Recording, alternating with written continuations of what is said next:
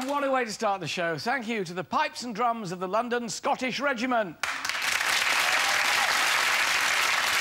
Well, in just a minute, I'll be celebrating the work of our servicemen and women as we look forward to this year's British military tournament. Plus, dancing sex therapist Pamela Stephenson on marriage to Billy Connolly and how she's left a loveless childhood behind. The heat's on in the kitchen, and Celebrity MasterChef finalist Michael Underwood's here today, but has he won it? Star of Britain's all-time favourite sitcom Only Fools and Horses, John Challis, talks about life beyond voicing. But first, if there was ever a time to be proud to be British, then this is it, and the festivities haven't finished yet. Later this year, the British Military Tournament will be celebrating the life and times of Her Majesty the Queen, with displaying skills like this.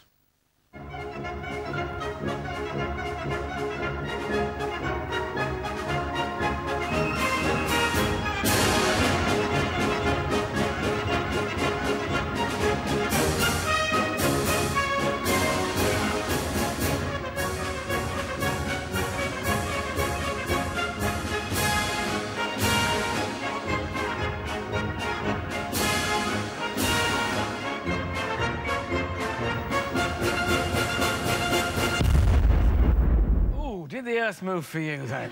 Great spectacle. Joining me now, the tournament writer and director, Christopher Joel, and the narrator of this year's tournament, Anthony Andrews. Welcome both.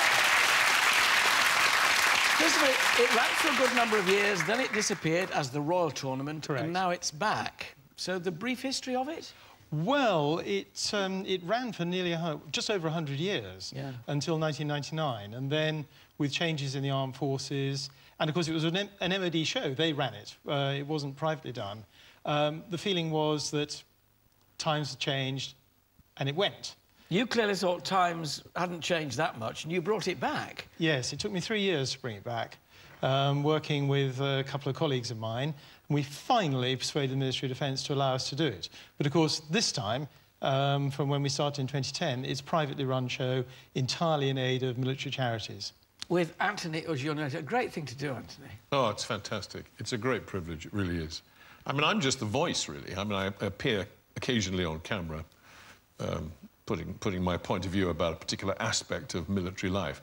But the exciting part is actually being the voice.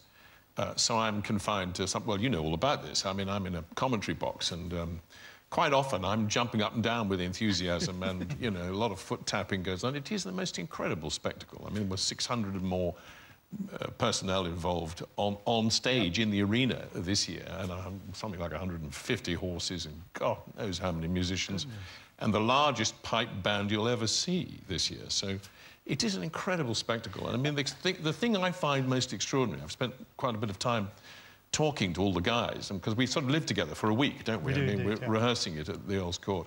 And you should see backstage, it's like a full-scale military camp with a fantastic canteen and all the rest of the stuff. So a lot of time to chat, and talking to them all, it's fantastic. I mean, quite often we find ourselves talking about, you know, the day job, as opposed to the ceremonial or whatever it may be. And in fact, one of the battalions will be fresh back from Afghan within days of doing the Royal Tournament. It's a fantastic thing that these guys do, to be out there representing us in the way that they do, and going through all the difficulties that they're going through, and coming back and doing the other side of their job, which is the ceremonial and the, you know, and the musical and the...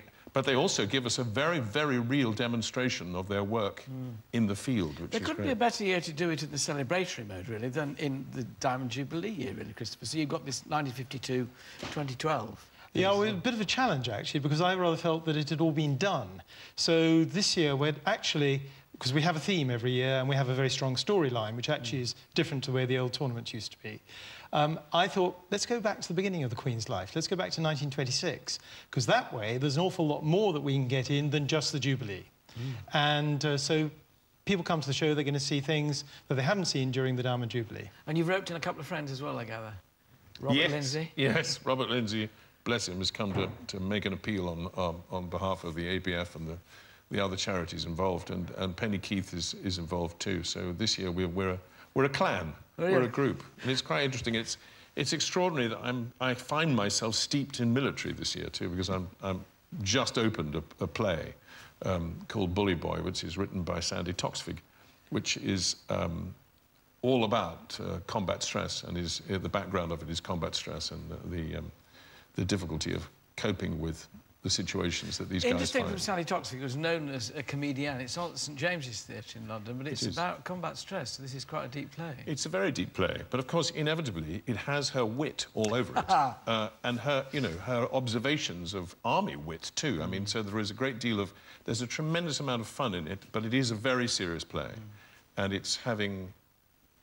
thankfully, a phenomenal reaction. So I'm very delighted. And St James's Theatre, from people who do not know, is right by Buckingham Palace, would you believe? It's down that little street, Palace Street. Follow the guards and they'll lead you there. Guards, Couldn't be a better year to celebrate all aspects, really, of the military. I think it's time to meet some of the men involved.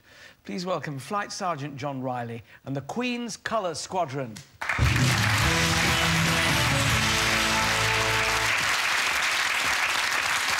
Well, I'll shake your hand, they won't salute. Thank you very much. Wonderful to see you.